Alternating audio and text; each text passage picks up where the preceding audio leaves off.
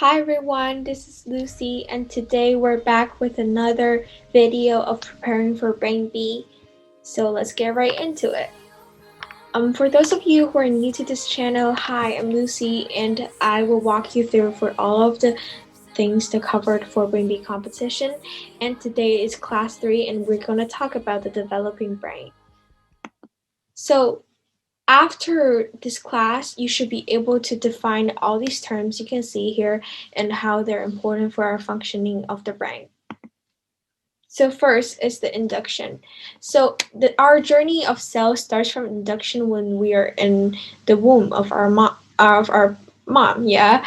So the things here that are important are the 3 layers that in the embryo that we develop. So these are the process of it developing, but we only have to remember this one that's being colored.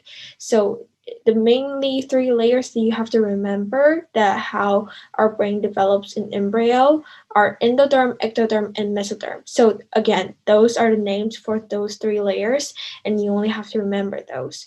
So now let's talk about how these things begin and turn into our bones, muscles, skins, or nerve tissues. So it will eventually grow into these, and how can we know which grows into which? So it usually just depends on the signaling molecules released by the mesoderm. So mesoderm is one of the layers, and molecules released by these can turn on certain genes and turn off certain genes, and this can trigger some ectodermal cells. So remember, that's one of the layer here you can see. Ectoderm cells to become nerve tissue in the process called neuroinduction. So neuroinduction basically is just a process of molecules released by mesoderm and then making the ectoderm cells to become nerve tissues. And it's just mainly based on fate. Some have it, some don't. It's mainly based on chance. So now it's migration, and here I have a picture from the Brain B official book, which is Brain Facts, and this personally I find it really helpful, and make sure that you get this image in your mind. So migration means neurons to move to their proper position. So induction is way when we were in the embryo and how that these 3 layers develop to bones, muscles, and skin, and so on. Well, migration is to explain neurons move to their proper position. So this happens after neuroinduction, right? We talked about neuroinduction, and then after forming different types of neurons. So we already formed the different types of neurons, bones, and muscles, and now glia helps with neuron to the destination. So basically help the neurons to travel to their final destination, no matter that it's forebrain, optic vesicle. So optic vesicle are gonna become your eyes in the future. So these you can have the timeline. After 3 weeks it looks like this. After 4 weeks it looks like this. You just have to remember that we are mostly developed in 6 months, and if you really are interested in this, you can remember all these timelines.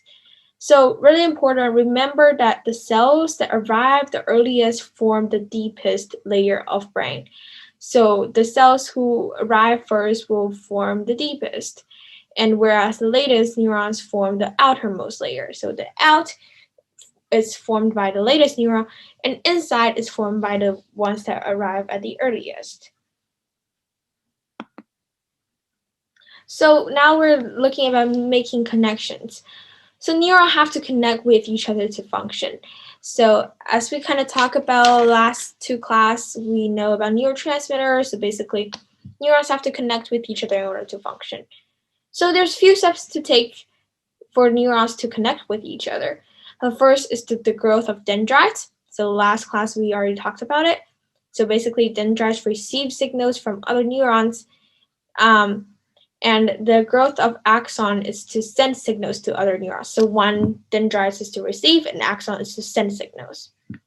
Third is the guide growth cone. So this is a new vocab here. So certain molecules are going to guide growth cone, which is an extension of axon's tip, and explore the environment function as receiving more materials to the axon. So when they guide growth cone, they can add more stuff to the axon, so the stuff that weren't there before. Well, lastly, is basically just making the connection between axon and the synapse from other cells to make them connect, And a special molecule is going to guide it. So make sure that they did their job right and make sure it works perfectly and makes the connection precise. So myelin sheath, excuse me, myelination means, so here the red one is the definition. The wrapping of axons by extensions of glia increases the speed of signals sent from one neuron to another. So here we know that, so axons are covered with myelins. So myelin means to have the extension of glia, so they are made of glia. And they speed up the impulses sent throughout the axons. So there's gaps between myelin sheaths, and they are called the knots of Renover. So basically, they just jump around because they have gaps between them. So the impulses just only moves on without the gaps. So they just cross the gaps. So they're basically just jumping around. Well, pairing back. So in order to have a more efficient system, we have to pair back for a more efficient system.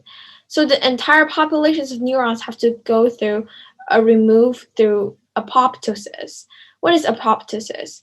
It's activating neurons, so they activate it if a neuron lost its battle with other neurons to receive life-sustaining chemical signals called trophic factors.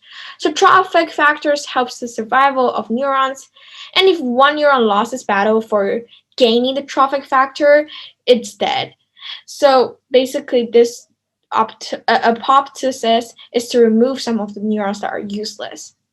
So this is really important, Not all neurons we had in infancy remains at the adulthood. This sculpting away incorrect connections to leave only the correct ones is essential for our survival. So only leaving the ones that we need to use. Critical periods. So we don't have to remember much about here. Just remember that in critical periods, you have higher learning rates. So after a critical period, connections diminish in numbers and are less subject to change, but the ones that remain are stronger and more precise.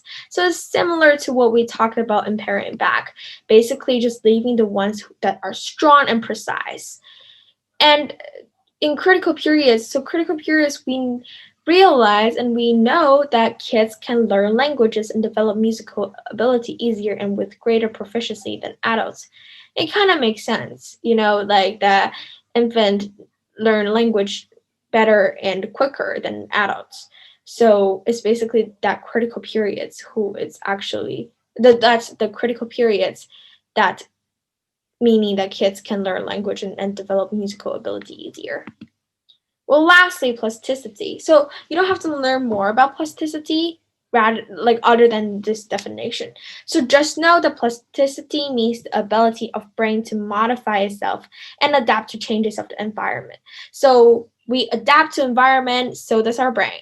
So our brain changes itself maybe in order to adapt to the challenge environment. So for example, if you go to another country and you are being through jet lags and that kind of thing, your brain can accommodate with it and can help you to adjust that jet lag.